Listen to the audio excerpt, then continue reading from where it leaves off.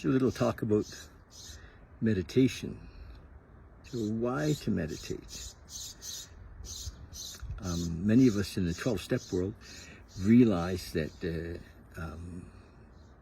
our mission, if you will, is to build a relationship with a higher power, consciousness, universal intelligence, spirit of the universe, whatever it is that we call it, however we think of it. That's the mission. And we go through the steps to clear away the wreckage of the past, and we begin to live a daily practice. And part of our daily practice is to sit in silence, to meditate. And so the purpose of that time is to drop inside, to discover this connection, this oneness that we have with this higher power. So I do a meditation group on Monday nights, and for many people it's almost, they come and it's like, okay, their story is that they don't know how to meditate. And so we talk about, a bit about the mind and how the mind is always thinking, and eventually through meditation we start to realize that the thoughts that are happening often in our mind are not us. They're just random, and so we get to see beyond the thinking. We get to see beyond the idea of what we think is real because of the thinking.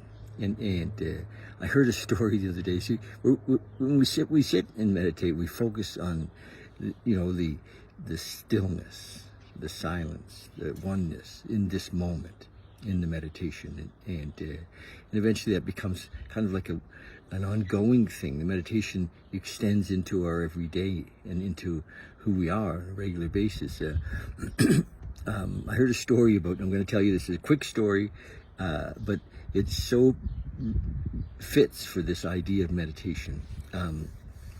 So imagine that you're 13 or 14 years old, and your dad or your uncle, somebody's going to teach you how to drive the car.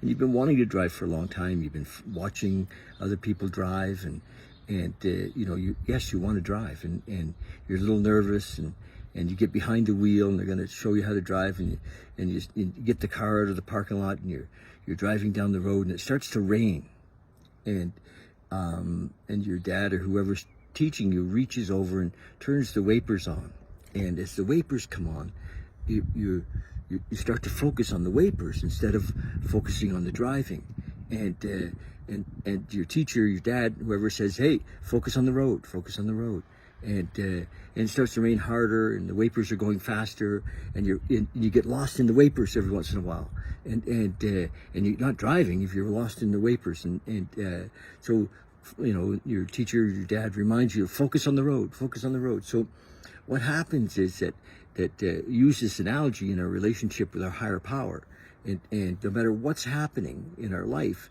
those are like the wipers on the on the windshield, and so we don't focus on the wipers. You've all driven, you can drive with the wipers flying, and you don't focus on the wipers. You're focusing on the road.